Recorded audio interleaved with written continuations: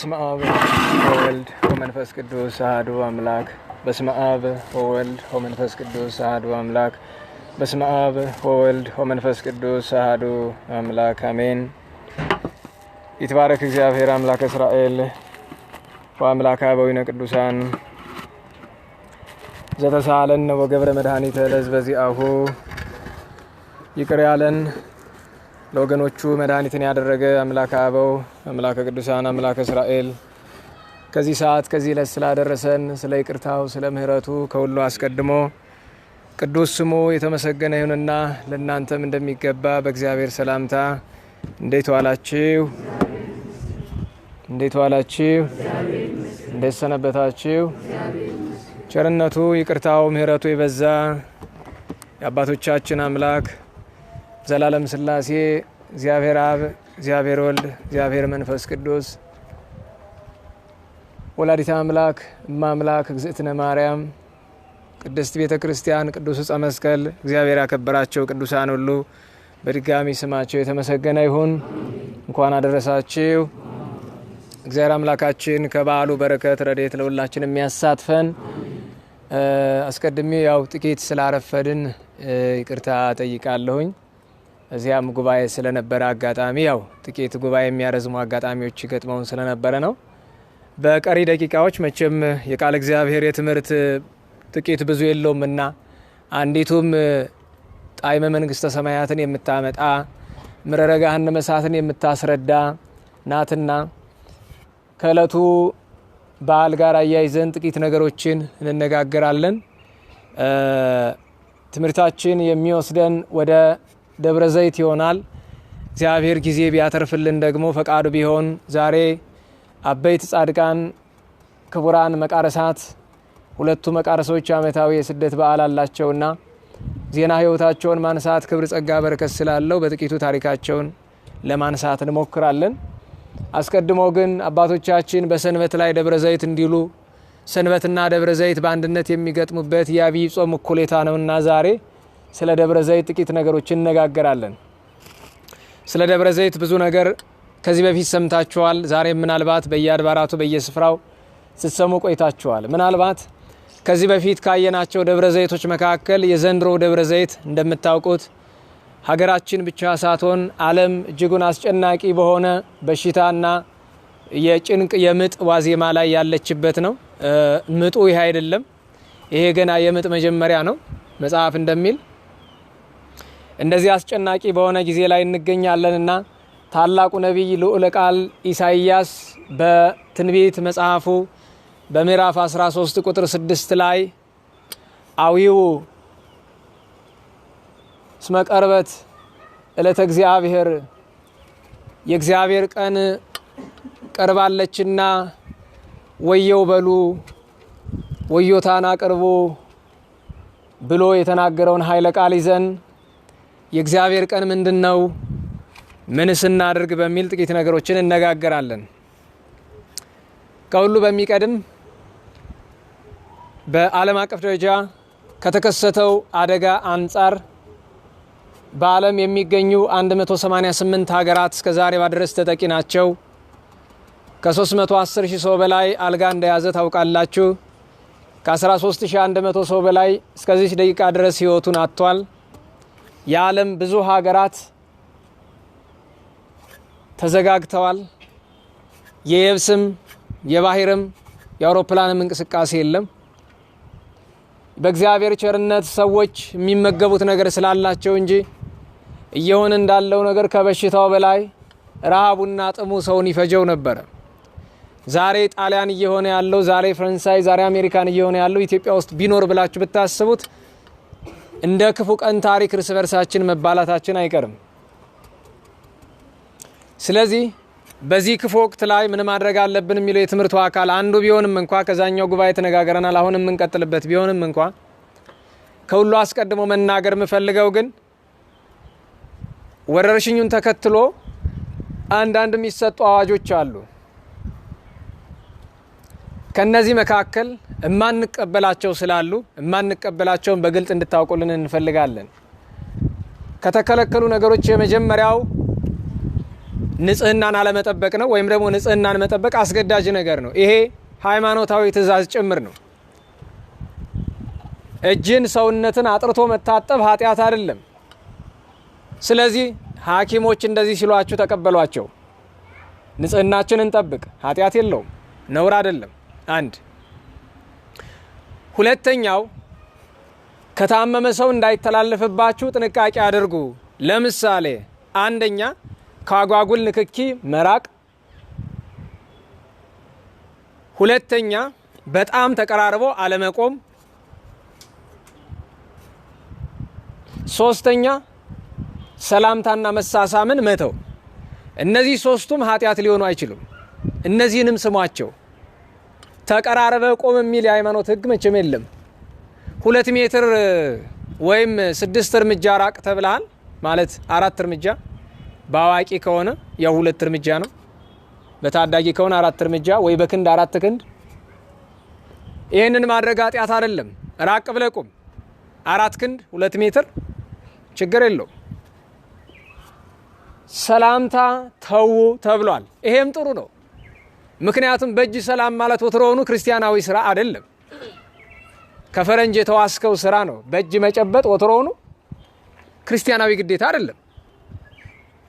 ወትሮውንም በእጅ መጨበጥ ኢትዮጵያዊ ባህልም አይደለም። በ17ኛው ክፍለ ዘመን ከፈረንሳይ የመጡ ሰዎች ናቸው። ከነስሙም የፈረንጅ ሰላምታ፣ ፈረንጅ ማለት ፍሬንች ለማለት ነው። የፈረንሳይ ዜጎች ያስተማሩን እንጂ ሲጀምር የአባቶቻችንም አይደለም። እንዲያውም በእጅ መጨበጥ መማረክ ነው የሚባለው። አባቶቻችን እጃቸውን አይሰጡም። አሁን ትልቅ ሰው እጅ ዘርግቶ ሰላም የሚላችሁ የድሮ አርበኞች አታገኙ። የኛ የኢትዮጵያና የክርስቲያኖች ሰላምታ እማሄ ነው የሚባለው። እጅ መንሳት፣ ዘንበል ብለህ በቃልህ ቸራለህ እንዴት አለሽ ማለት ነው። መልሱ ዘንበል ብሎ እግዚአብሔር ይመስገን አለቀ። መሳሳሙም ቢሆን አስገዳጅ ክርስቲያናዊ ግዴታ አይደለም። ወላጆች ታላላቆች ታናናሾቻቸውን ይስማሉ እንጂ ተነካክቶ መሳሳምም ክርስቲያናዊ ስራ አይደለም። ስለዚህ እሱንም ተውት። መራራቁንም ሰላምታውንም አጓጉል ንክኪውንም እንተው።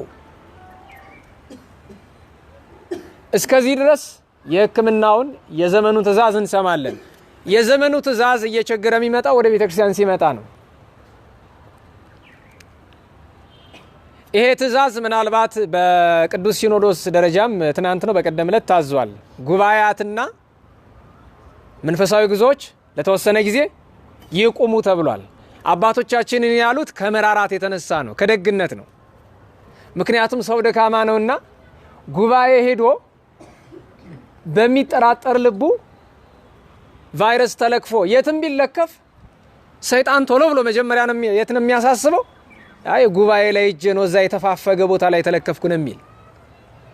የሰውን ደካማነት ከመረዳት አባቶቻችን በቅዱስ ሲኖዶስ ሊቃነ ጳጳሳት ለተወሰነ ጊዜ ይቁም ብለዋል።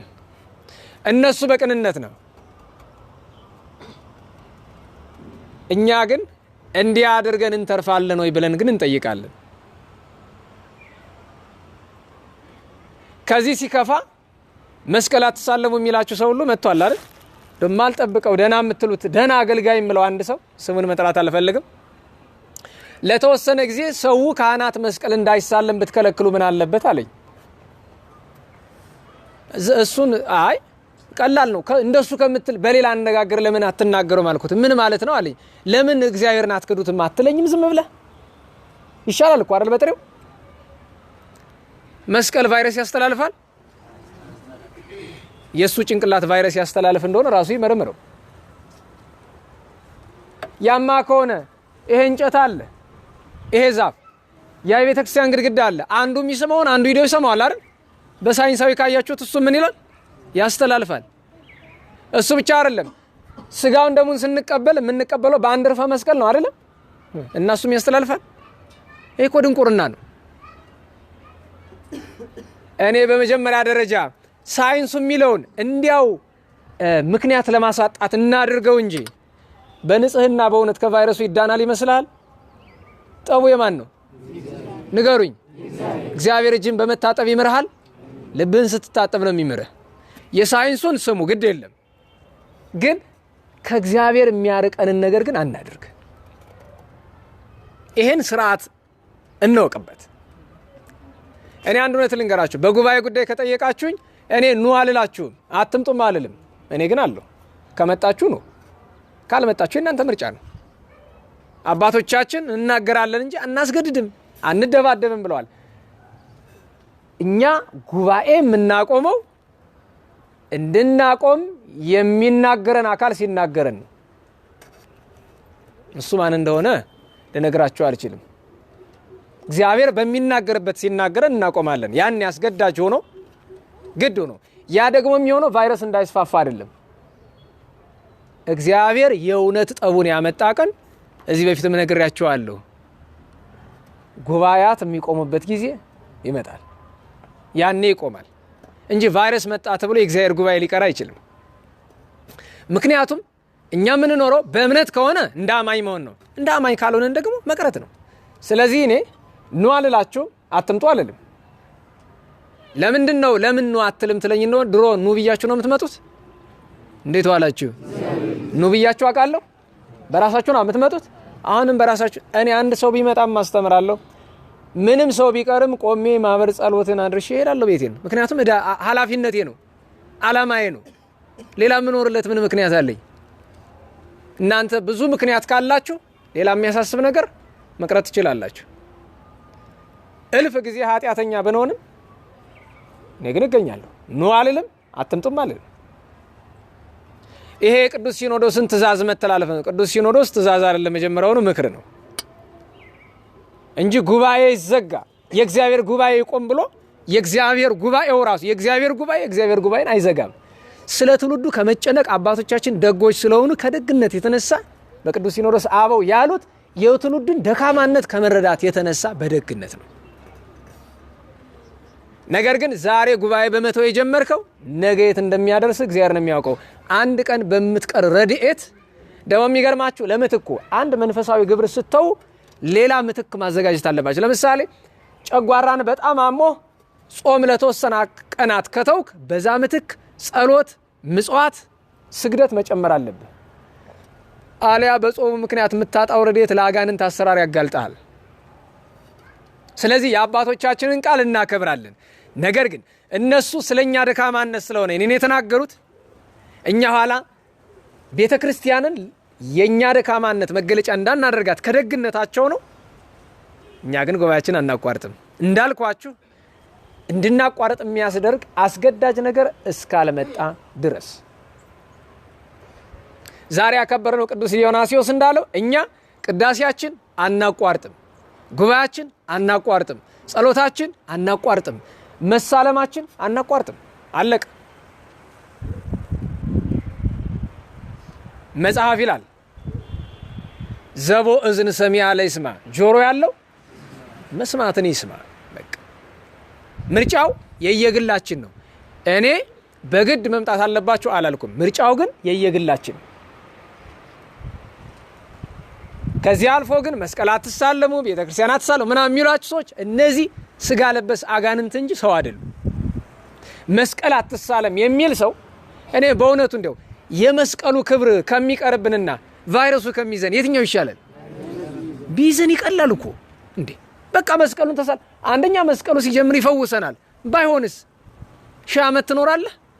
በዚህ አስጨናቂ ዘመን ምን አምሮ ኖረ ለመሆኑ? እንደው ይሄን ያክል ለመሮት ጉግ በነገራቸው ላይ ሁሉ ህዝብ ሽብር ውስጥ የገባ መኖር ስለሚፈልግ ነው። ምን ለመስራት ነው የምትኖረው? ለመሆኑ ምን ለማግኘት ነው? ኑረ ምንድን ነው የምታገኘው? እስኪ ንገረኝ። ምክንያቱም ቀጥሎ የሚመጣው ነገር አንተ ስለ ኮሮና ነው የሚገርምህ። ዋናው ችግር መጀመረልህ ወንድሜ። ዋናው መከራ እኮ አልመጣም ገና። ዋናው ጭንቅ እኮ ገና ነው። ይሄ የምጥ ምልክት ነው፣ ምጥ አይደለም። ሌላ ዝርዝር ነገር ውስጥ አልገባም። እግዚአብሔር ከፈቀደ ረቡዕ የምንነጋገራቸው ነገሮች ምናልባት ይኖሩ ይሆናል።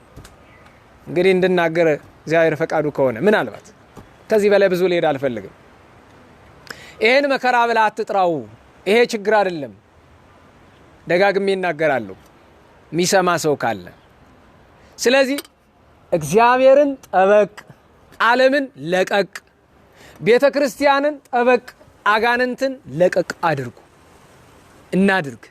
ይሄ ያደራ መልእክት ነው። ዛሬ በደብረ ዘይት ጌታ ዳግመኛ በሚመጣበት መታሰቢያ ዕለት የመጀመሪያ ትልቁ መልእክት ይሄ ነው።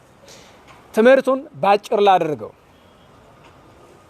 ዕለተ እግዚአብሔር የእግዚአብሔር ቀን ምንድነው? አዊው ወዮ በሉ እስመ ቀርበት ዕለተ እግዚአብሔር፣ እስመ ቀርበት ዕለቱ ለእግዚአብሔር።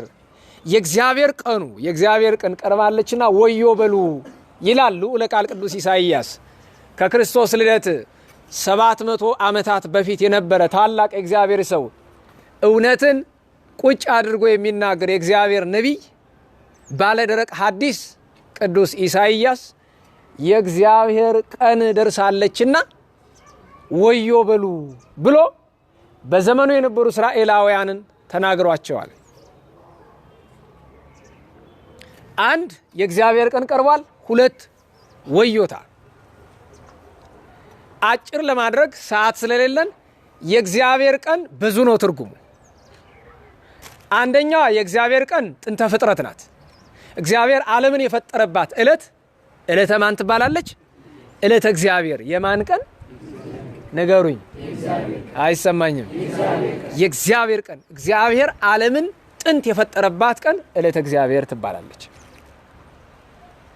ሁለተኛዋ ዕለተ እግዚአብሔር የተባለች በአዲስ ተፈጥሮ ዓለምን የፈጠረባት፣ ያ ማለትም ከቅድስት ድንግል እግዝእትነ ማርያም ወላዲተ አምላክ ሰው የሆነባት ዕለት ዕለተ እግዚአብሔር ትባላለች። ሁሉም ቀን የእግዚአብሔር ነው። በተለየ ግን አምላክ ሰው የሆነባት ሁለተኛዋ ዕለተ እግዚአብሔር የእግዚአብሔር ቀን አምላክ ሰው የሆነባት ናት።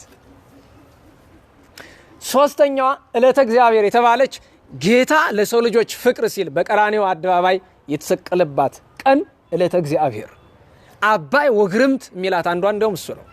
ታላቁ ነቢይ ቅዱስ ኢዩኤል በትንቢቱ ዕለተ እግዚአብሔር አባይ ወግርምት ይላታል። ታላቅና አስፈሪ ቀን ናት አምላክ የተሰቀለባት። ሶስት አራተኛ ዕለተ እግዚአብሔር የተባለች ትንሣኤ ናት። አምላክ የተነሳባት፣ አምላክ ሞትን ድል አድርጎ የተነሳባት ዕለተ ትንሣኤ ዕለተ እግዚአብሔር ናት። አምስተኛዋ ዕለተ እግዚአብሔር አምላክ ዓለም ላይ ለመፍረድ ዳግም የሚመጣባት የፍርድ ቀን ዕለተ ምጽአት ዕለተ እግዚአብሔር ናት። ከዚህ ውጪ ነቢዩ ቅዱስ ኢሳይያስ የእግዚአብሔር ቀን የሚላቸው ሁለት ቀናት አሉ በብሉይ ኪዳን። አንደኛው ዕለተ ፄዋዌ፣ ሁለተኛው ዕለተ ሚጠት ይባላል። አንደኛው የምርኮ ቀን መከራ የሚጀምርበት ቀን ዕለተ እግዚአብሔር። ምንድን ነው የሚለው ነቢዩ? አዊው ወዮ በሉ። ለምን? እስመ በጽአት ዕለተ እግዚአብሔር፣ እስመ አልጸቀት ዕለተ እግዚአብሔር። የእግዚአብሔር ቀን ቀርባለች። ይህችውም ፄዋዌ ናት። ምርኮ የመከራ ዳፋው መጀመሪያ ናት።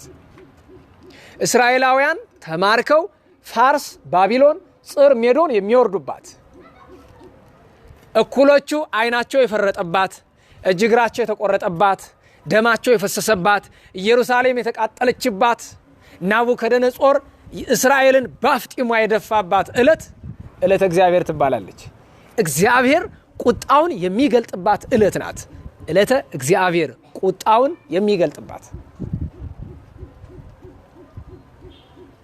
ሁለተኛዋ ዕለተ እግዚአብሔር ዕለተ ሚጠት ናት። ሚጠት ማለት ደግሞ ከሰባ ዘመን መከራ በኋላ ትሩፋን ከፋርስ ባቢሎን ወደ እስራኤል ወደ ኢየሩሳሌም የሚመለሱባት ዕለት ናት። ሁሉም ዕለተ እግዚአብሔር ነው። ፍርዱን የሚገልጥበት የእግዚአብሔር ቀን ነው። ቸርነቱን የሚገልጥበት የእግዚአብሔር ቀን ነው። ዕለተ እግዚአብሔር በመዓት ሲሆን እኛ ላይ፣ ዕለተ እግዚአብሔር በምህረት ሲሆን ጠላቶቻችን ላይ ነው። ከአው መዓተከ ላዕለ አሕዛብ ለየአምሩ ስመከ፣ ስምህን በማያውቁ በአሕዛብ ላይ መዓትህን አፍስ ይላል ቅዱስ ዳዊት። ያች ዕለት እነሱ እኛን ሲያጠፉ ይኖሩና ኋላ ተራው የነሱ ሲሆን ደግሞ ዕለተ እግዚአብሔር ትባላለች። ዕለተ ፄዋዌ፣ ዕለተ ሚጠት፣ የምርኮና ከምርኮ የመመለስ ቀን፣ እነዚህ ዕለተ እግዚአብሔር ናቸው። እንደ ግለሰብ ካየነው ደግሞ ዕለተ እግዚአብሔር ማለት አንድ ዛሬ ናት። ቅዱስ ጳውሎስ ተናግሮ የለ የመዳን ቀን መቼ ነው? እንዴት ዋላችሁ? የመዳን ቀን መቼ ነው? ዛሬ ነው። ዛሬ የማን ቀን ናት? የማን ቀን ናት? የእግዚአብሔር ቀን ናት። አዎ ዕለተ እግዚአብሔር። አዊው ወዮ በሉ ለዛሬ ዛሬ ለእኛ ብቻ አይደለም ማልቀስ ያለብን፣ መተንፈሻ ላጡ ለጣሊያናውያን ማልቀስ ግድ ነው። ለምን አናለቅስላቸው? ነገ ያው ነው አባቶቻችን ሹመትና ጽዋ በተርታ ስጋ በገበታ ይላሉ። ሹመትና ጽዋ ዙር ትደርሳለች። መከራ ከአንዱ ቤት ገብታ አትቀርም። ከጎረቤት ቤት የገባ ሐዘን አንድ ቀን አንተ ጋር ይገባል። የፈለገ ጤነኛ ብትሆን ጊዜ ይወስዳል እንጂ አንተ ቤት ሐዘን መግባቱ አይቀርም። አንተ ቤት መከራ መግባቱ አይቀርም። አንተ ሀገር ውስጥ ችግር መግባቱ አይቀርም። ቻይናን አስጨንቆ አልቀረም። ቻይና ስትጨነቅ ጣሊያን ትስቅ ነበር አይደል? አይ ጉድ!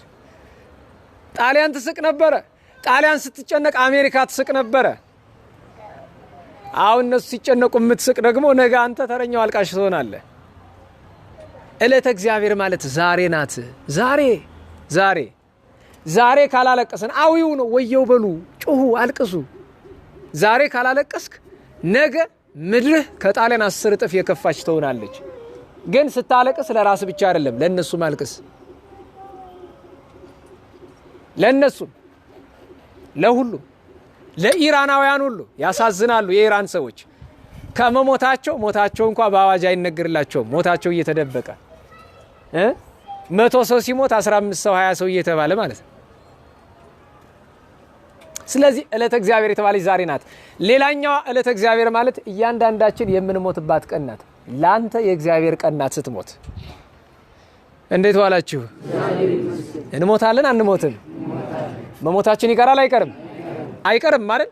ስለዚህ ያቺ እጅግ የምታስፈራ ዕለተ ሞታችን ቅድም የኔታ መድኃኔዓለም ሲያስተምር ሰምታችሁ ከሆነ ታላቁ ሊቅ ትናንት ቅዳሴ የተቀደሰለት ቅዱስ ያዕቆብ ዘስሩግ ገና በ3 ዓመቱ አንሰ እፈር 3 ግብራተ፣ እኔስ 3 ነገሮችን በጣም እፈራለሁ። አንደኛ ነፍሴ ከስጋ ስትለይ። ነፍስ ከስጋ ሲለይ አይታችሁ ታውቃላችሁ? እንዴት እንደሚያስጨንቅ ታውቃላችሁ? ጻድቃን ሲያርፉ አቤት ያለ ደስታ፣ አቤት ያለ መዓዛ እንኳን ለነሱ በዙሪያቸው አካባቢ ላለ። ለምሳሌ አባ ዘካርያስ ግብፃዊ ሲያርፉ እና አባ ሙሴና አባ እስድሮስ ግራ ቀኝ ያሉና መላእክት የገነትን መዓዛ ይዞ መጥቶ መዓዛ ይሸታቸዋልና አባ ዘካርያስ ቀና ሲሉ የብርሃን መሰላል ተዘርግቷል፣ ሰማያት ተከፍተዋልና ደስ ብሏቸዋል። አባቴ ዘካርያስ ምን ታያለህ አሉ አባ እስድሮስ። ቅዱሳን ሲበቁ እንኳ ውዳሴ ከንቱ ይጠላሉ። ሊያርፉ ደቂቃ ቀርቷቸው ሊተሰ ይህይሰኒ አርምሞ፣ ለእኔስ ምን ብል ይሻለኛል? ዝም። ኋላ ጌታ ሆይ እስቲ ለእኔም ግለጥልኝ አሉ አባ እስድሮስ። ቀና ቢሉ ሰማያት ተከፍተው ብፁዕ አንተ ዘካርያስ ብስ የእግዚአብሔር ሰው ዘካርያስ አንተ ንዑድ ነህ ክቡር ነህ ብሎ ሲያደንቋቸው መላእክት መዓዛውን ጣል አደረጉባቸው፣ እየዘመሩ ይዘዋቸው ሄዱ። ቅዱሳን ሲኖሩ በመከራ ሲያርፉ በተድላ ሲኖሩ በተድላ፣ እኛ ስንኖር በኃጢአትና በተድላ ስንሞት በጭንቅ መግቢያችንም ገሃነመ እሳት። ያች ናት ዕለተ እግዚአብሔር የተባለች ነፍስ ከስጋ ስትለይ። ሁለተኛ ቀዊም ቅድመ እግዚአብሔር አቡነ ገብረ መንፈስ ቅዱስ ፀሐይ ሲመታቸው ብርድ ሲበርዳቸው ሰውነታቸው ልብስ ልበስ ትላቸዋለች። አይ አንቺ ሰውነቴ እዚህ ሳለበስኩሽ እግዚአብሔር ፊት ስትቆሚ ምንሽን ትለብሻለሽ? ታላቁ አባ በርሱማ ሆይ ራሱን ነው እወቅ። በእግዚአብሔር ፊት በነገራችሁ ላይ ሁላችንም እግዚአብሔር ፊት የምንቆመው ለብሰን እንዳይመስላችሁ። እንዴት ነው? ራቁታችን እንደዚህ አሁንን ስንቆም። ሶስተኛው ጸአተ ፍትሕ ይባላል። እግዚአብሔር ሲፈርድ ወዴት ነው? ዛሬ የምናከብራቸው አባ መቃርስ አርፈው መላእክት እየዘመሩ ሲወስዷቸው አጋንንት በዚያ ማድ ሆኖ መቃሪ ሞይከነ ይሏቸዋል። መቃርስ አሸነፍከን ድል ነሳን ሲሏቸው አይ የእግዚአብሔርን ፍርድ ገና መሻወኩት፣ በቀኝ በለኝ በግራ እኮ ገና አላወኩም አላቸው። ያን ጊዜ በቀኙ ሲያቆማቸው በጌታ ኃይል አሁን ድል ነሳዋቸው አሉ። እንግዲህ እድሜ ልካቸው ደግሞ እኮ ድል ተነስተው አያውቁም።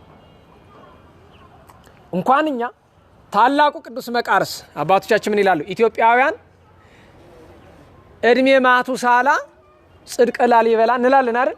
የዓለም ክርስቲያኖች ደግሞ ጽድቅ እንደ መቃርስ ነው የሚባለው። መቃርስ የመነኮሳት ሁሉ አለቃ ናቸው። እሳቸው እንኳን በቀኝ ቆሙ በግራ አላወቁትም እስከሚደርሱ። ስለዚህ ዕለተ እግዚአብሔር የተባለች ዕለተ ሞታችንም ናት። ዋናው ማጠቃለያው ግን ዕለተ እግዚአብሔር ቅድም ያልኳችሁ በአምስተኛ የጠቀስነው ዳግም ምጽአት ነው። ታዲያ መፍትሄውን ሲያስቀምጥ ሁለቱ ነቢያት፣ አንደኛው ነቢይ ቅዱስ ኢሳይያስ አውዩ፣ ወዮ በሉ፣ ጩሁ፣ አልቅሱ፣ ንስሐ ግቡ፣ ወደ እግዚአብሔር ተማለሉ አለ። ጩሁ። ይሄ ነው መፍትሄው። መጮህ፣ ምህላ ማድረግ፣ በቃ መስዋዕት ማቅረብ። መስዋዕት ማለት ምህላ እየተማለሉ ምስጋና እያመሰገኑ ዕጣን እያጠኑ። የሚገርማችሁ ነገር ሰነፎች ነን አውቃለሁኝ። ዋናው ሰነፍን ያለውኝ ግን ደግሞ ሺህ ጊዜ ሰነፍ ብንሆን ለ3 ለ4ም ተሆኖ እቺ የአደባባይ ምህላ አቤት ብትቀጥል እንዴት ጥሩ ነበረ። በቀደም ልጆች መጥተው ትናንት ነው እንጂ ማይጠንት ከተማዋ እንድትታጠን እግዚአብሔር በእውነት ፈቃዱ ይሁን። በእውነት እኛ ዕጣኑን ከዚያም ብለን ቃል ኪዳን ያላቸው ስፍራዎች ስላሉ ይመጣል፣ ችግር የለውም። ግን እንዲያው ካህን በያላችሁበት ደብር እንዲያው ከተማዋ ቢቻል ከተማዋ ብሉ ብትታጠን። እንዲያው ልጆቹ እግዚአብሔር የተቀደሰ ሐሳብን ያመጡ። እንኳን ኢትዮጵያ አሜሪካ እየታጠነች አይደለች?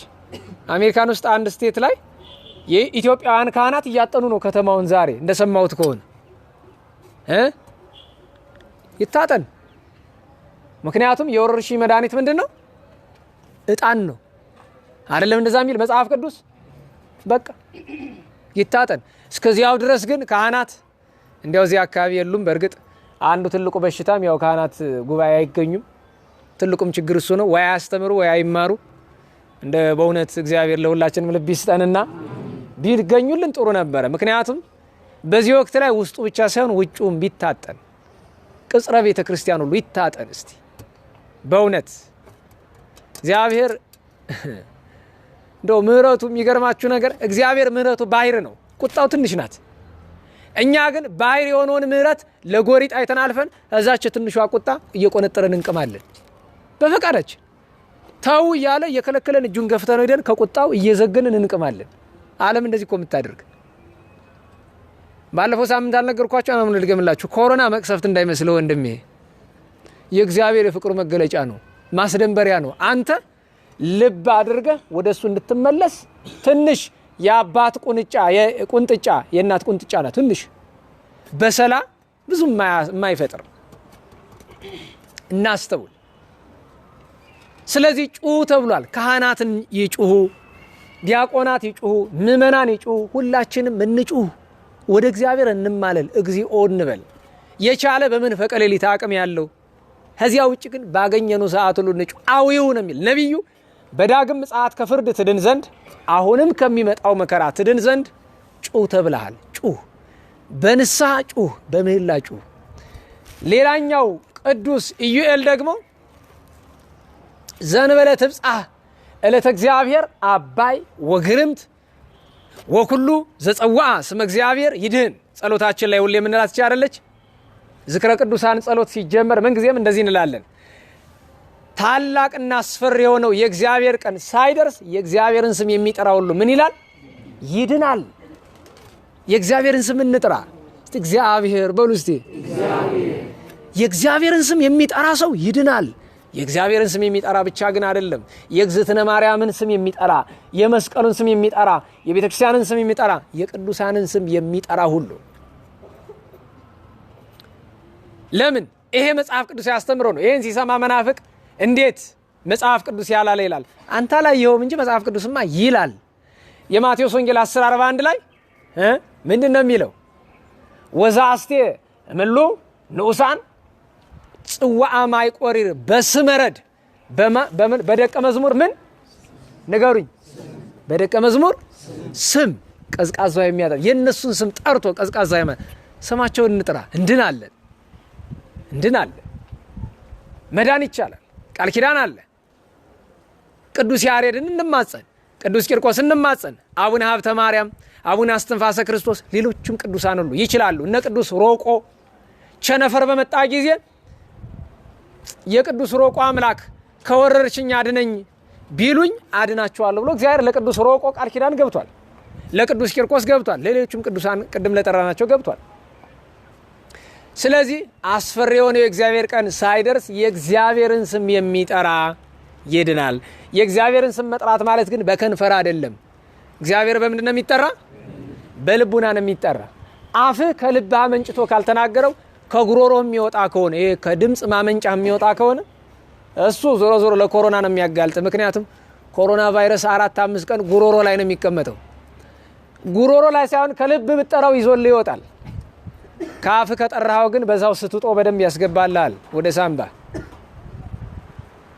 ስለዚህ የእግዚአብሔር ቀን ብለን በጥቂቱ የተነጋገርንባት ትምህርታችን ይህን ትመስላለች። እግዚአብሔር አምላክ ከሚያስፈራው ቀን ይሰውረን፣ መዓቱን በምህረቱ ይመልስልን፣ ቁጣውን በትዕግስቱ ያርቅልን። ዛሬ ቅዱሳን መቃርሳት ዓመታዊ በዓላቸው ነው፣ ስደታቸው ነው። እነዚህ ቅዱሳን በእግዚአብሔር ፊት ክቡራን ግሩማን ናቸው። እግዚአብሔር ለወዳጆቹ ምን እንደሚያደርግ መጽሐፍ ቅዱስ ላይ ተቀምጧል። እግዚአብሔር ወዳጆቹን ከመውደዱ የተነሳ የማያደርገው ነገር የለውም። የፍቅሩ መገለጫ 21ዱን ስነ ፍጥረት ፈጥሮ መጨረሻ አዳምን ፈጠረው። አዳም የዚህ ዓለም ሁሉ ምንድን ነው? ገዢ፣ ጌታ፣ የዓለም ጌታ እኮ ነው አዳም። እግዚአብሔር ዓለምን ሲያጠፋ በንፍር ውሃ ማንን አተረፈ? አባታችን ኖህን። እግዚአብሔር ለወዳጆቹ ምን ያላደረገው ነገር አለ? ቅዱሳን ሐዋርያትን ምን አላቸው?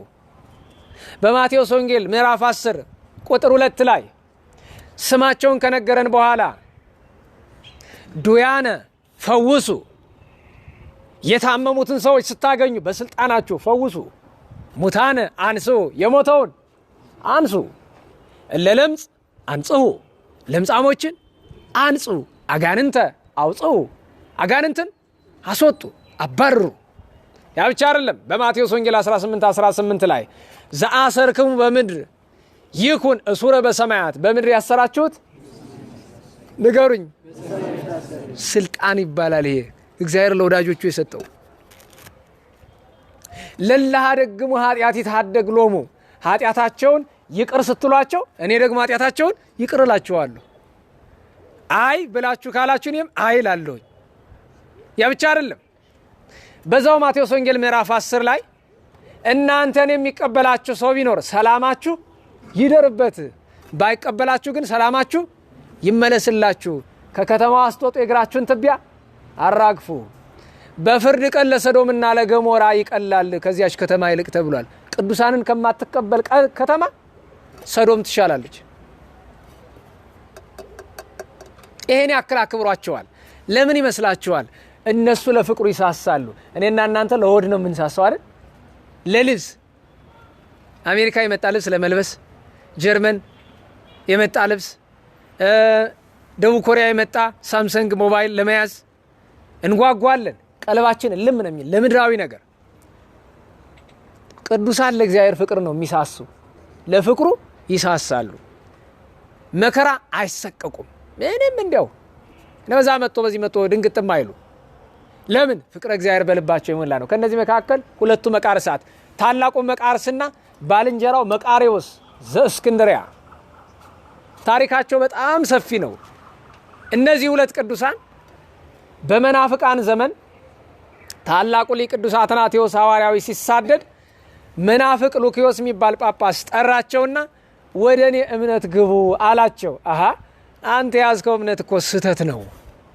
ደህና ዋላችሁ።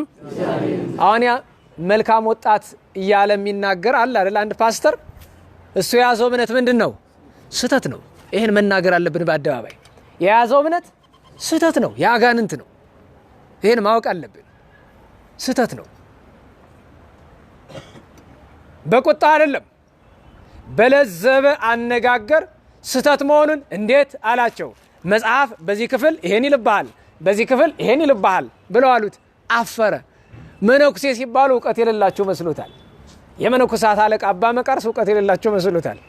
ያውም የእሳቸው እውቀት የንባብ አይደለም፣ የመንፈስ ቅዱስ ስጦታ ነው። ኋላ እንዲህማ የምታደርጉኝ ከሆነ ዋጋችሁን ነው የምሰጣችሁ ብሎ እጃቸውን በማሰሪያ እግራቸውን በእግረ ሙቁህ እግረ ሙቅ ትሉታላችሁ። እግረ ሙቅ ነው የሚባላል። ደህና ዋላችሁ። እግር ማሰሪያው ብረት ምንድነው የሚባለው? እግረ ሙቅ ነው አይደለም? ግን ትክክለኛው ቃል ምንድነው? እግረ ሙቁህ። ሙቁህ ምን ማለት ነው? ሙቃሄ ምንድነው? ስራት ነው አይደለም? እግረ ሙቁ ማለት የታሳሪ እግር ማለት ነው። እግረ ሙቁ እግረ ሙቅ ሳይሆን እግረ ሙቁህ ነው የሚባለው። አሰሯቸው። ብረቱ ክርክራት ስላለው ቆዳቸውን እየላጠ ደማቸውን ያንጠፈጥፈዋል። እንዲህ አድርገው በጀልባ ይተሰዷቸዋል። ከዛሬዋ ቱርክ በታች ያለ አንድ ደሴት ላይ ሰው የማይደርስበት ደሴት፣ ግን ደሴቱ ላይ ንጉስ አለ፣ ህዝብ አለ፣ ጣዖትን የሚያመልኩ። የሚገርማቸው እዛ ደሴት ላይ ምን ይላል አንድ ጓደኛ የዛሬ እንዲያው ነፍሱን ይማር በቁሙ የሞተ ነገር ነው። ያው እምነት ስለሌለው ብዬ ነው በቁሙ የሞተ ነው የምላችሁ። እምነት ከሌለው አለ እንዴ? አባቶቻችን ይላል ስምከ ሕያው ወግብርከ ምውት ይላሉ። አንተ ስምህ ሕያው ነው፣ ስራ ግን ምንድነው? የሞተ ነው። ስለዚህ አንዳንዱ ምን ይባላል? ተንቀሳቃሽ በድን አይደለም ይባል። ዓለም እኮ እንደዛ ናት። እንደዚያው ነው። ጫቱን ይቅማል። ምን ይላል? ሌላ እምነት እስልምና ውስጥ ነው ያለው። እንግዲህ እግዚአብሔር ልቦና ይስጠው። ከሱ ተሽለን ሳይሆን እንዲያው መቼም በፊት ነገር ጨዋታ ወዳጅ ነውና ምን ይል ነበር? ሰዎች ሲዋሹ ካየ አንተ እኮ እንደው ዝም ብሎ ከሰሙ ብዙ ታወራለህ። ይሄ እኮ ይላል መጀመሪያ ቀስ አድርጎ ይፈትናል የሚያወራቸውን ሰዎች። አንዱን ጓደኛችን ነው እንደዛ የሚለው። ያውቁ ወይስ አያውቁ ብሎ ትንሽ ይፈትናል። ምንም ማውቁ ከሆነ ከዛ እንደ ልቡ ማሽት ይጀምራል። እንደ ዘንድሮ ሳይንስ ማለት ነው። ትንሽ ይፈትነንና ምንም እንደማናቅ ሲያቅ ምን ይላል? ሰው ጦጣ ነበረ። ሰሞኑን አንድ ምርምር አይታችኋል? እኔ እኮ የሚገርመኝ ነገር ቢግ ባንግ የሚባል ታውቃላችኋል? ታላቁ ፍንዳታ። ደህና ዋላችሁ። ይሄንም አታውቁም? እኔ ግን ከየትኛው ናችሁ እናንተ? እሱን ምውት አልኩ እንጂ ምውታንስ እንደው እናንተም ሳትሆኑ አትቀሩም ወይ? ቤተክርስቲያንን በደንብ ወቁ፣ የሀገራችሁንም ታሪክ ወቁ፣ ሳይንሱንም ወቁት እንጂ ደግሞ አባቶቻችን ከወዳጅ ይልቅ የጠላትን እውቀት አስቀድም ይላሉ። ቋንቋ ስትማር መጀመሪያ የምትማረው ምኑን ነው? ደህና ዋላችሁ። ቋንቋ ተምራችሁ አታውቁማ? ወይ ግዕዝ አልተማራችሁ ወይ እንግሊዘኛ አልተማራችሁ። ቋንቋ ስትማር መጀመሪያ የሚሰጥህ ስድቡ ነው አይደለም? ምክንያቱም ሰዎች አያውቁም ብሎ መጀመሪያ የሚናገሩት ምንድነው? ስድብ ነው አይደለም? የትም ቦታ ስትሄድ ለምሳሌ ትንሽ ፈረንጅኛ ያወቀ ሰው የሆነ ስታናደው ምንም አታከመሰለው ኢዲየት ነንሰንስ ብሎ ይሄዳል አይደል? ያኔ ሰምቻለሁ እንድትለው የእውነቴ ነው። መጀመሪያ ትምህርት የሚሰጥ በቋንቋ ትምህርት መጀመሪያ ስድብ ነው። የስድብ ቃላት ናቸው። በግዕዝም እኮ አለ። እኔ ልጅ እያለን እዛ ቤተ እግዚአብሔር እየተማርን አንተ ጉይጽ ብሎ ምንድነው ደግሞ ጉይጽ?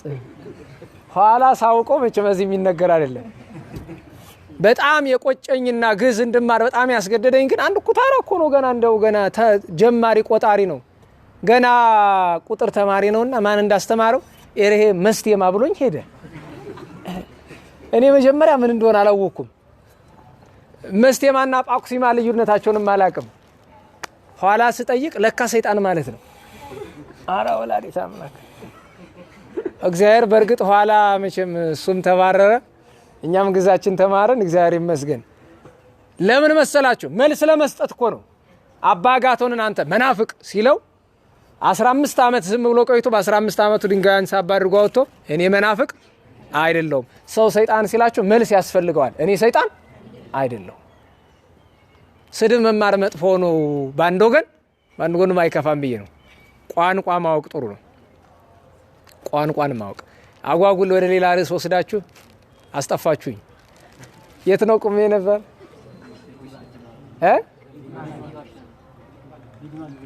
አዎ የዚህ ዓለም ነገር እሱን ያስረሳኝ እና ማወቅ ጥሩ ነው።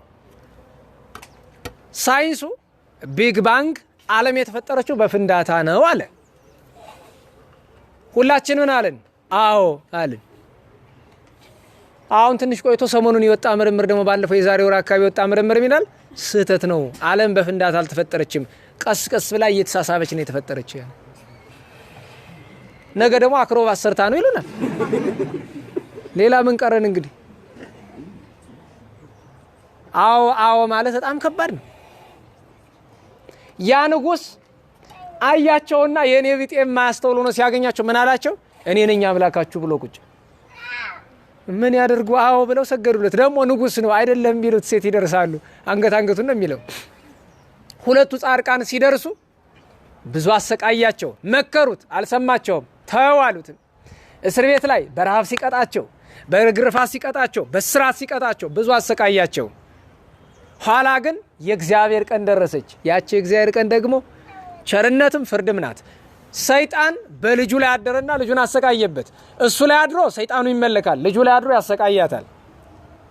ኋላ በልጅቱ ያደረው ምን አለ? በእኔ ላይ ስልጣን ያላቸው እነዛ ሁለት ሽማግሌዎች ብቻ ናቸው አለ። አባ መቃርስና አባ መቃሪዎስን። ከዚህ አጋንንት በአየር ላይ የታዩ ህዝቡን መዘለፍ ጀመሩ። ይዘዋቸው መጡ። ሁለቱን አባቶች ፈውሱልን አሏቸው። ልብ በሉ፣ ሰውየው ምንድነው ነው የሚል? አምላክ። ደግሞ ምን ይላል? ሰው አባቶችን ፈውሱልኝ። ኋላ ምን አሉት አባ መቃርስ? አንተ አምላክ ነኝ ፈጣሪ ነኝ አላልክም? ብላድን እንጂ አሉት። አንገቱን ደፋ። አቅመ ቢስ፣ አቅምህን ማወቅ አለብህ አሉት። በነገራችሁ ላይ ሁሉም ምኑን ማወቅ አለበት? አቅሙን ማወቅ። ያ ነቢይ ነኝ የሚል ደንቆሮ ፓስተር አቅሙን ማወቅ አለበት። እንኳን ነቢይ ገና ሰው ወደ መሆን አልደረሰም። ገና የሰው እኩሌታ እንኳ አልሆነም። እንደ እንስሳት እያሰበ እንደ ልቡ። በነገራችሁ ላይ መጽሐፈ መነኮሳት ላይ ስርዓተ ጳኩሚስ ላይ እንዲሚል አለ። መነኮሳት አሉ የሉማ? ቅር እንዳይላቸው እንደባሉበት አልናገርም። ስርዓተ ጳኩሚስን ቢያነብ እኮ አንድ ሰው አይመነኩስም። ስርዓተ ጳኩሚስን ቢያነቡት አራ ወይ ምንኩስና በጣም ጭንቅ ነው እኮ። በቀን አንድ ጊዜ ከተመገብክ እንደ መነኩሴ እየኖርክ ነው። በቀን 2 ጊዜ ከተመገብክ በዓለም እንደሚኖሩ ሰዎች፣ በጋብቻ እንደሚኖሩ ሰዎች እየኖርክ ነው። በቀን 3 ጊዜ ከተመገብክ እንደ እንስሳት እየኖርክ ነው። በቀን 4 ጊዜ ከበላህ እንደ አራዊት እያለ ያወርደዋል። ክርስቲያን በቀን ስንት ይበላል ተባለ? ደህና ዋላችሁ? ስንት ጊዜ? ምሳና እራት። ጾም ከሆነ አንድ ነው። ግን ያው መቼ የምታውቁት ነው። ሰው ልኩን ሲያቅጥሩ ነው። እንደ እንስሳ እየኖረ ራሱን ነቢይ ሐዋርያ ብሎ መጥራት በነገራችሁ ላይ የማኒ ስተት እኮ ነው። ማኒ የሚባል መናፍቅ ነበረ። ምንናውያን የሚባሉ ተከታዮች ባህታዊ ነኝ አለ። ልብ በሉ፣ ምንድን ነኝ አለ? ባህታዊ የሆነ ሰው ባህታዊ ነኝ ይላል? ነውር ነው። ባህታዊ ብለው ሲጠሩት አቤት ይላል። ዛሬ ባህታዊ ተብሎ የሚጠሩ ሰዎችን እወቁባቸው። ማንም ይሁን ወላ ክንፍ ያውጣ ባህታዊ ተብሎ ሲጠራ አቤት ካለ እሱ ጋኔን አድሮበታል። የማዕረግ ስም አይደለም ሲጀመር፣ ባህታዊ አይደለም። እና ማኒ ባህታዊ ነኝ አለ። ኋላ አህያ ጠፋበት። ሁለት አህዮች ነበሩ፣ ጠፉበት። ፈልጎ አጣቸው። ምን አለ ቀና ብሎ አንተ እግዚአብሔር ይሄን የአንዲት ዝሙተኛ ሴት ንብረት ቢሆን ኑሮ ቶሎ ባስገኘላት ነበረ።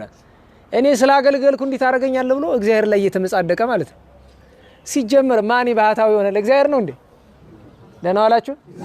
ምጾሙ ለእግዚአብሔር ነው? ምን ያደርግለታል? ለራስ እኮ ነው ምጾም። አንዳንዴ ለእግዚአብሔር ምን ጠቅመው? አንዳንድ ሰው አለ ይሄን ያህል ዘመን ጉባኤ ተመላልሼ ቤተክርስቲያን ተመላልሼ እግዚአብሔር እንዴት አደረገኛል ይላል። ደንቆሮ። ምን አድርገለታል ለእግዚአብሔር? ለራስህ እንጂ። እግዚአብሔር ውለታ ልጠይቅ ቢል ከተወለድክ አንስቶ የተነፈስካትን እስትንፋስህን እንኳን ቢጠይቅህ ዓለም ራሷ ክፍያ አትሆንህም። ኋላ ምን አለ እግዚአብሔር? አህያዬን ካገኘሁት አለ፣ ካልሆነ ግን የለህም ብዬ ነው ለዓለም የማስተምረው። ለእግዚአብሔርን አስፈራራ። እንዲህ ብሎ ሲናገር ከቁጥቋጦ ጀርባ አህዮቹን ሊያገኛቸው ነበረ። መልአከ እግዚአብሔር ወረደና ወዲያ በረሃ ወረወረለት። ከዚያ ምን አለ? አልባቲ ሰራኢ ወመጋቢ ለዛቲ ዓለም፣ ይቺ ዓለም ፈጣሪ የላትም፣ ሰራኢ ሎቱ ስባት መጋቢ የላትም ብሎ ካደ።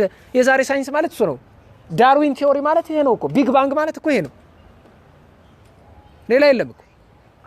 ዛሬ ሳይንስ የምትሉት የዛሬ 1800 ዓመት በፋርስ የተነሳው የመናፍቁ የማኒ ትምህርት እንጂ አዲስ ፍልስፍና አይደለም። ኋላ እግዚአብሔር የለም ብሎ እንደው ትንሽ ሰውን የተከተለው ምንም በቃ ደስ አልለው አለ። አይ እንደዚህማ አይሆንም አለና እኔ ነብይ ነኝ አለ። ልብ በሉ ምንድን ነኝ አለ? እንደ ፓስተሮች ማለት ነው። ነቢይ ነኝ አለ። ሲያየው ትንሽ ቀለል አለበት። ምክንያቱም መጽሐፍ ቅዱስ ላይ ሲያነበው የሐዋርያት ማዕረግ ትንሽ ከፍ ይላል። አይ ይቅርብኝ እንዲያውም ሐዋርያ ነኝ አለ።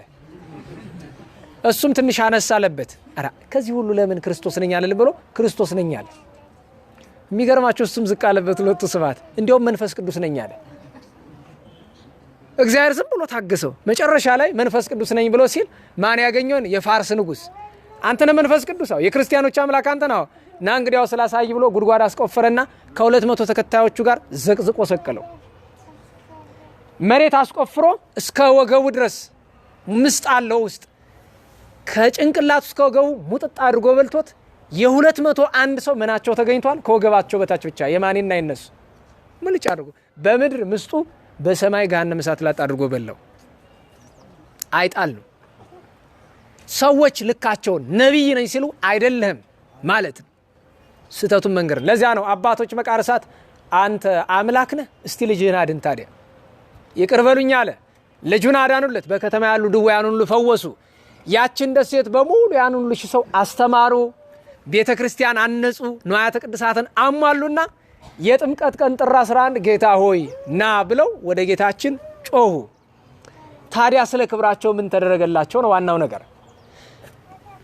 ጌታችን መድኃኒታችን ኢየሱስ ክርስቶስ በገሃድ እዚያች ደሴት ላይ አንደኛ ቅዱሳን ነቢያትን፣ ሁለተኛ ቅዱሳን ሐዋርያትን፣ ሶስተኛ ቅዱሳን መላእክትን፣ አራተኛ መጥምቆ ዮሐንስን፣ አምስተኛ ነቢዩ ቅዱስ ዳዊትን ይዞ መጣ። በአካል እያዩ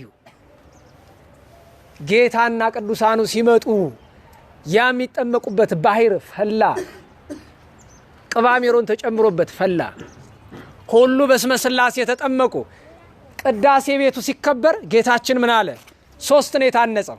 ደርቡ ነው በግራና በቀኝ አለው። መካከለኛው ቤተ ክርስቲያን በድንግል ማርያም በእናቴ ስም አለ ጌታችን። በስተቀኝ ያለውን በቅዱስ መስቀሌ ስም አለ። በስተግራ ያለውሳ አለው በአንተ ስም አለው። አባ መቃርስ በሕይወተ ሥጋ እያለ ቤተ ክርስቲያን በጌታ እጅ የታነጸለት የተባረከለት ሰው በሕይወተ ሥጋ እያለ በአንተ ስም ይሁን የቤተ ክርስቲያን አለ። ወዳጄ ነህና ለእኔ ስትል ብዙ መከራ ተቀብለሃልና በአንተ ስም ይሁን አለው። ተቀደሰ። ቅዳሴ ሊገባ ሲል አባ መቃርስ ሰግዶ ጌታዬ እዚያ ማዶ ያው ቅዱስ ጴጥሮስ ሊቀ ሐዋርያት አለው እያየው ቀድስ በለው። ምክንያቱም ጳጳስ ካለ ማን ነው መቀደስ ያለበት? ጳጳስ ከፍ ያለ ማዕረግ ያለው አይደል መቀደስ ያለበት። በእርግጥ ዛሬ ምርጫ በድምጽ ነው አይደል? ለኔታ ያው ድምጽ ጥሩ ነው ስማ በድምጽ መሆኑ እንደኔ ያለው የኔ ቢጤ ገብቶ አይ እሱንማ አንረሳው። መቀደስ ያለበት የተማረ ነው። ደህና ዋላችሁ። ምን ያለ ነው? አንደኛ የተማረ፣ ሁለተኛ አስተካክሎ የሚጮህ ገና ትልቅ ነው ተብሎ ታዲያ ቀለም ሊያበላሽ ነው እንዴ ገብቶ? የእውነቴን ነው። አሁን እኔ ብዙ ዲያቆንኛ ደብር በእድሜ በልጣችኋለሁ እና እኔ ገብቼ ላበላሽው ነው? ስንት ሞ ያለው ሰው እያለ ግን ደግሞ ለእድሜ ለማዕረግም ቦታ መስጠት ጥሩ ነው። መጀመሪያ ደረጃ ዲያቆናት ካላችሁ ስትቀድሱ አንተ መባባል ነው እንጂ አንተ ግባ፣ አንተ ቅደም፣ አንተ ሰራኢ ሁን መባባል ነው። ምክንያቱም ሰራኢ ዲያቆን ለውዳሴ ከንቱ ተጋላጭ ነው። ሰራኢ ዲያቆን ለአጋንንት ውጊያ ተጋላጭ ነው። አስመልካች ብትሆኑ ግን ችግሩ ዘንድሮ ለነገሩ አስመልካችና ሰራኢ አንዱ ነው። አስመልካቹ ያችን ድምጹን አጓይዝና ሲል ነው የሚውል ዝም ብሎ። የእውነቴን ነው። ለእግዚአብሔር ብሎ ድምጽ ማጉያ ካለ እኮ ለእግዚአብሔር ብሎ መጮህ የለም። የሰው ልጅ መጮህ አለበት ወደ ሰው ነው ወደ እግዚአብሔር ነው? እንዴት ዋላችሁ? ወደ ማን ነው? ድምጽ ማጉያ ሲከፈት ግን ወደ ማን ይሆናል? ወደ ሰው። ነግሬያችሁ ለዚህ በፊት ልጅ እያለሁ ወንጌል ስናሳልም ሴቶች ያለቅሳሉ። እኛ ደብር ቄስ ኃይለማርያም የሚባሉ በጣም ድምጸኛ ካህን አሁንም አሉ። አሁን እንኳን አረጃጅተዋል። ድሮ በጣም ድምጸኛ ነበሩና ሴቶቹ እግዚኦታ ላይ ያለቅሳሉ። እና ልጅ ሆኜ አይመታደል እንዲሁ ኃጢአታቸውን እያሰቡ ይሆን እንዲሁ ምን ነው ይሆን ይያል እና አንድ ቀን ቅዳሴ ሲወጣ ጓደኛዬ ጋር ሄደን ምን ናችሁ ለግን የምታለቅሱ ብለን አላችሁ። የቄሱ ድምጽ እያስገረመ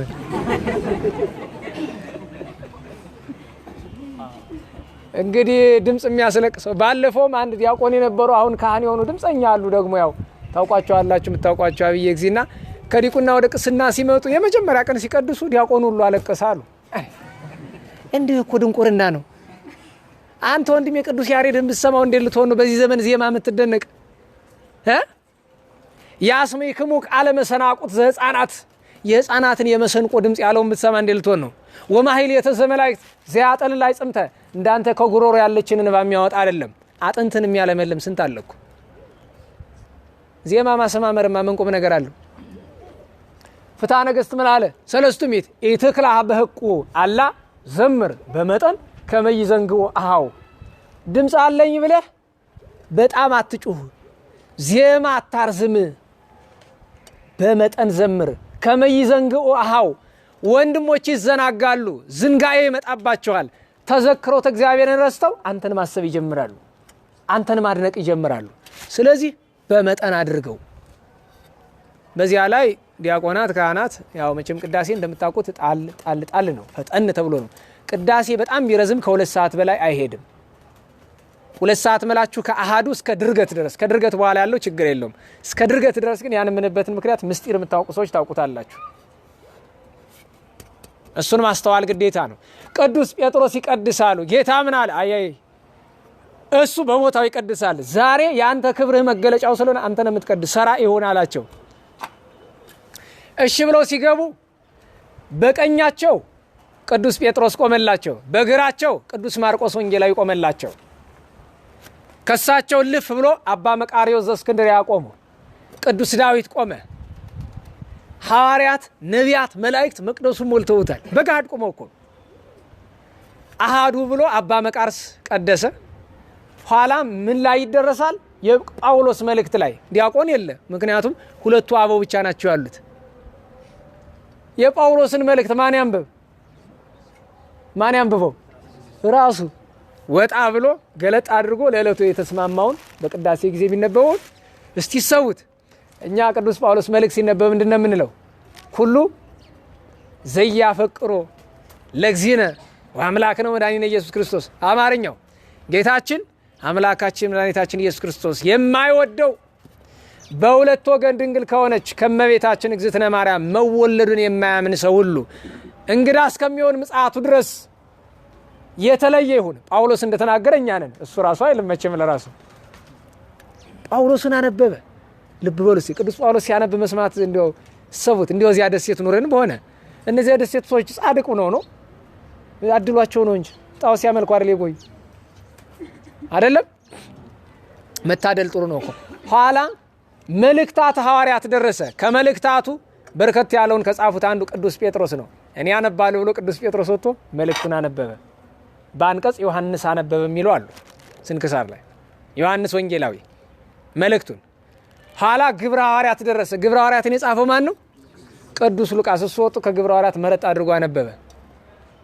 ወደ ተራስም እንተነበረት አበዊነ በገዳም በከመ አዘዞ ለሙሴ ከሚለው አንቀጽ ኋላ ምስባክ ደረሰ። ምስባክ የማን ነው?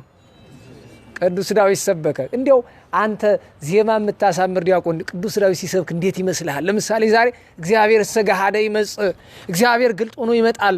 ወአምላክነ ሰያረምም መጥቶ ዝም አይልም፣ ይፈርዳል። እሳት ይነድድ ቅድሜው፣ ቁጣው በፊቱ ይነዳል ብሎ እንዴት ይመስልሃል? ምስባክ ሲሰብክ ቅዱስ ዳዊት ሰበከ። ኋላ ወንጌል ደረሰ። ወንጌልን ስንት ቅዱሳን የጻፉት? ስንት ነው? አረ እንዴት ዋላችሁ? ስንት? ማን ያንብበው ከአራቱ? ጌታችን። አይ ወንጌል ማይኔ ነው። ምክንያቱም እነሱ ቢጽፉትም ቃሉ የማን ነው? ወንጌል ቅዱስ ዘዜነው ማቴዎስ ወማርቆስ ሉቃስ ዮሐንስ ብሎ ቃለ ወልደ ማን? ቃለ ወልደ እግዚአብሔር። የማን ቃል ነው? እኔ ነኝ የማነበው ብሎ ወንጌሉን አነበበ ራሱ መድኃኔዓለም። ቅዳሴ የተቀደሰ ስጋውን ደሙን ሰጡ። ኋላ ለሀገሪቱ ሹመት ሲባል ጌታችን አባ መቃርስን አንተነ ፓትርያርክ ለዚች ሀገር የምትሆን ሲለው አለቀሰ። እኔ አልፈልግም አለ። አባ ዮሐንስ የሚባል ተሾመ። ከዚያ በኋላ ጌታችን ቃል ኪዳን ሰጣቸው። እናንተን የሚወድ እናንተን የሚያከብር ስደታችሁን የሚያስብ ከገባችሁበት አስገባዋለሁ፣ በመከራ ዘመን እጠብቀዋለሁ፣ ቤቱን ሕይወቱን እባርካለሁ። ለናንተ ዜና ተቃራኒ ጠላት የሚሆነው ግን እምሃየሶ ሶበ ኢተወልደ ባልተፈጠረ በተሻለው ነበር። እናንተን የሚጠላ ሰው ለነገሩ እንኳን ቅዱሳንን ወንድሙን የሚጠላ ሰው ባይፈጠር ይሻላል አይደል? ወንድም መጥላት ይቻላል? ወንድሙን የሚጠላ ሁሉ በጨለማ ይኖራል ከእግዚአብሔር አይደለም አልተባለም? ጨለማ የተባለ እኮ ገሃነመ እሳት ነው። በመጨረሻው ሰው ገሃነመ እሳት ከሚገባ ባይፈጠር አይሻለው? ለዚያ እኮ ነው እናንተን የሚጠላ ዜናችሁን ዝክራችሁን የሚጠላ ባልተወለደ በተሻለው ነበር አላቸው። ኪሩብን ላከላቸው። ከ40 እንስሳ አንዱ መጥቶ በክንፉ ግራና ቀኝ ተሸክሞ ወስዶ ከእስክንድሪያ ገዳመ አስቄጥስ አደረሳቸው። 50 ሺህ መነኮሳት ወጥተው በክብር ተቀበሏቸው። በዚህች ቀን ስደት ወጡ። 2 ዓመት መከራ ተቀብለው በሁለተኛ ዓመታቸው መጋቢት 13 ቀን ተመልሰው ገዳመ አስቄጥስ ገብተዋል። በረከታቸው ይደርብን፣ በረከታቸው ይደርብን፣ ጣዕመ ፍቅራቸው ይደርብን። መቃርስ ከሚባሉ አባቶች ሁለቱ መቃርስ ታላቁ፣ መቃርስ እስክንድሪያዊ፣ መቃርስ ቆቅ የሚበላው፣ መቃርስ ሊቀ ጳጳሳት፣ ሌሎችም መቃርሳት አሉ። ዋናው ግን ርዕሰ መነኮሳት አባ መቃርስ ነው። እግዚአብሔር አምላካችን በረከቱን ክብሩን ያሳደረብን። ዛሬ 40 ሐራ ሰማይ ዓመታዊ በዓላቸው ነው። 40 ጭፍሮች 40 ሆነው ስለ ክርስቶስ ፍቅር ልብጥያ ስብስጥያ ወይም ሴባስቲ የምትባል ቦታ መከራ ተቀብለው 40 ቀን በ39ኛው ቀን አንዱ ካደ። 39 ቀን በረዶ ግግር ውስጥ ገብተው ጅማታቸው ተበጣጥሶ አጥንታቸው ደቆ አሕዛብ ክፎች ናቸው። በነገራችሁ ላይ በጣም ክፎች ናቸው። እዚህ በበረዶ እየቀቀሏቸው ከፊት ለፊት ሙቅ ውሃ ያለበት ሻወር ቤት አስቀምጠውላቸዋል። ልብ በሉ፣ እዚህ በረዶ ሲያቃጥላቸው ወደ ሻወሩ እንዲስባቸው ማለት ነው። በረሃብ እየቀጣ ከፊት እንጀራ እንደሚያሳይ ሰው ማለት ነው። በ39ኛው ቀን አንዱ ከመጀመሪያውም ሲጠራጠር ነበረ። እረ ይቅርብኝ ክጃለሁ ክርስቶስን ብሎ ወጥቶ ከዚያ ከሻወር ቤት ገባ። ያ ሙቅና ቀዝቃዛ ሲገናኝ ጸጥ እዚያው ላይ ሲኦል አይጣል ነው። ለዚያ ነው ጌታችን ዛሬ ምን አለ በማቴዎስ ወንጌል ምዕራፍ 24 ዘአዝለፈ ትዕግሥቶ ውእቱ ይድን፣ እስከ መጨረሻ የሚጸና ይድናል። መጽናት አለብህ። የሚያጸና ማን ነው? አንተ ግን ዓላማ መያዝ አለብህ። የትውልዱ ህመም ዓላማ ማጣት ነው። ዓላማ ሊኖረን ግድ ይላል። ኋላ ሰያፊ በ40ኛው ቀን ሰያፊዎቹ ሲመለከቱ አንዱ ጉድጓድ ክፍት ነው። 40 መላእክት 40 አክሊል ወርደው ይዘው 40ኛው 39ኛው አኑሮ 40ኛው የሚሰጠው አጥቶ ይዟል አክሊሉን አዘጋጅቶ እና አንዱ ወታደር ተመለከተ። አይ የክርስቲያኖች እምነት እንዲህ ድንቅ ነው ይቅርብኝ ብሎ መታጠቂያውን ፈቶ ሰይፉን ጥሎ ዘሎ እዚያች ባሕር ውስጥ አንድ ቀን እዚያች ባሕር ተቀቅሎ በ40ኛው ቀን እሱም ሰማዕትነት ተቀብሎ ያችን አክሊል ይዟት ሄዷል። አባ ሕርያቆስ ምን አለ? ኦ አውጻይሁ ለዘንተ ውስጥ ወአባይሁ ለዘንተ አፍአ፣ በውስጥ ያለውን የምታስወጣ በውጭ ያለውን የምታስገባ ስማ አዋያቶሙ ለሕዝብከ ለለ ይጼቡከ በጽድቅ፣ በእውነት የሚጠሩህን የሕዝብን ጩኸት ስማ ብሏል። እግዚአብሔር አምላካችን ጩኸታችን ይስማ። ቅዱስ ዲዮናስዮስ ዛሬ ዓመታዊ የረፍት በዓሉ ነው። የሁለቱን ሳምንት ቅዱሳን ስም እናንሳና እንጨርሳለን። በ13 ከተገናኘን ዘንዳ በ29 ነበረ ተገናኝተን ነበር የእናታችን ቅድስት ፍቅርተ ክርስቶስ በዓል ላይ። የካቲት 30 ቀን መጥምቁ ቅዱስ ዮሐንስ ተረክበው ተርሱ ነው ራሱ የተገኘችበት እና በሚናስ ዓመታዊ በዓላቸው ነው። መጋቢት 1 ቀን ቅዱስ በርኪሶስ ጻድቅ ሰው ማቱሳላ፣ እነ ለእስክንድሮስ እነ መርቆሪዎስ ሰማዕታት ዓመታዊ በዓላቸው ነው። በሁለት ጻድቁ አቡነ መክፈልተ ማርያም ቅዱስ ጎርጎርዮስ ራእየ ሕወሓት የእመቤቴ ወዳጅ ወደ ሰማይ ሄዶ ክብረ ቅዱሳንን የተመለከተ ሰማዕትና አረጋዊ አባ መከራዊ ዓመታዊ በዓሉ ነበረ። በ3 ሊቀ ጳጳሳት ቅዱስ ቆዝሞስ፣ አባ በርፎኒዮስ፣ በ4 እናታችን ኢትዮጵያዊት ጻድቅት ቅድስት ሀይመተ ሥላሴ፣ ጻድቅ ንጉሥ ወልደ ዳዊት የቅዱስ ዳዊት ልጅ ቅዱስ ሰሎሞን ነቢየ ጽድቅ፣ ሐኑሊዮስ ቅዱስ መኮንንና ግቡዓን ጳጳሳት፣ በ5 ጻድቅ አባት ገብረ መንፈስ ቅዱስ ርዕሰ ጻድቃን ርዕሰ ቅዱሳን አባታችን ቅዱስ ሰረባሞን፣ እናታችን ቅድስት አውዶክሲያ፣ የኢትዮጵያ ንጉሠ ነገሥት አጼ ገብረ መስቀል፣ አባ ዘመደ ብርሃን፣ አባ ግርማኖስ፣ ስሞኑ አቅሌሲያን አክብረናል። በ6 ቅዱስ ዲዮስቆሮስ፣ ቅዱስ ቴዎዶሲዮስ ከሰለስቱ ምዕት አንዱ ታላቁ ሰማዕት ሊቅ እና ሰባኬ ወንጌል የዚያን ቀን ነበረ። ጻድቅ አባታችን አባ ዘሩፋኤል። እችን ምስጢር አስተውሉ እስቲ። ግዕዝ ታውቃላችሁ? ግዕዝ የምታውቁ ዘሩፋኤል ሀቤከ እስመ ትጸርህ ነፍሴ መንኖ ዘበምድር ይበቋከ አውየ በሰማይ ሰይትድኪያየ። ደህና ዋላችሁ?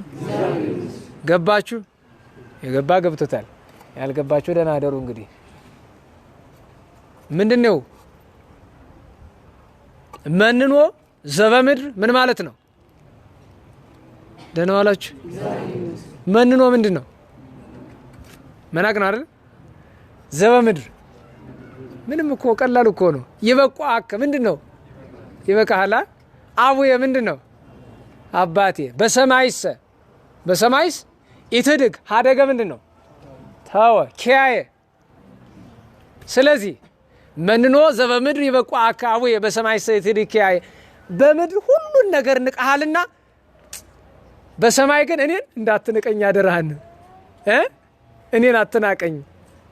ምክንያቱም ኃጥእ ሰው ይናቃል፣ በሰማይ ይናቃል። እኔን አትናቀኝ አደራህን ማለት አማልደኝ አቅርበኝ ነው። በረከታቸው ይደረብን። እነ ቴዎዶሲዎስ እነ እንጦንስ አበው በዚያን ቀን ነበሩ። በሰባት የኢትዮጵያ ንጉሥ አጼ ቴዎድሮስ ጻድቁ፣ ሌሎች እነ ቅዱስ ፊልሞን፣ አብላኒዮስ፣ ታላቅ ሰማይ ቴዎዶጦስ ዓመታዊ ባሉ ነበር።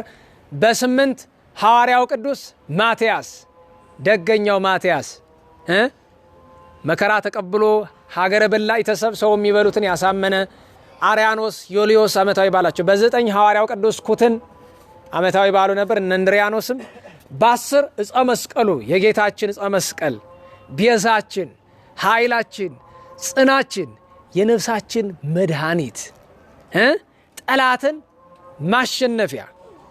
የሰው ልጅ አይኑ ምን ያክል ውድ ናት! ደህና ዋላችሁ? አይን ውድ ናት አይደለም?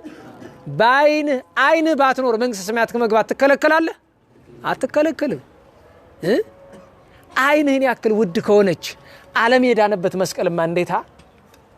መስቀሉ ቅድስት እሌኒ፣ ቅዱስ ቆስጠንጢኖስ፣ ጻድቁ አባታችን የዲማ ጊዮርጊሱ አቡነ ተከስተ ብርሃን ዓመታዊ ረፍተ በዓላቸው ሙላድ የምትባለውን ጸላኢ ያሳደዱ የአቡነ ተክለ ሃይማኖት ተማሪ የአቡነ ፊልጶስ ደቀ መዝሙር፣ በጥንት ስማቸው አባ በኪሞስ በኋላ ስማቸው ተከስተ ብርሃን፣ ብርሃኑን ገላጭ አባት ዓመታዊ ረፍት በዓላቸው ነበር። የሁሉም በረከት ይደረብንና በ11 መጋቢት 11 ቀን ቅዱስ ቴዎቄጤኖስ ሰማይቱ፣ ቅድስት እስክንድራ፣ አባ አሌፍና ቅዱስ ባስሊኦስ ዓመታዊ በዓላቸው ነበር።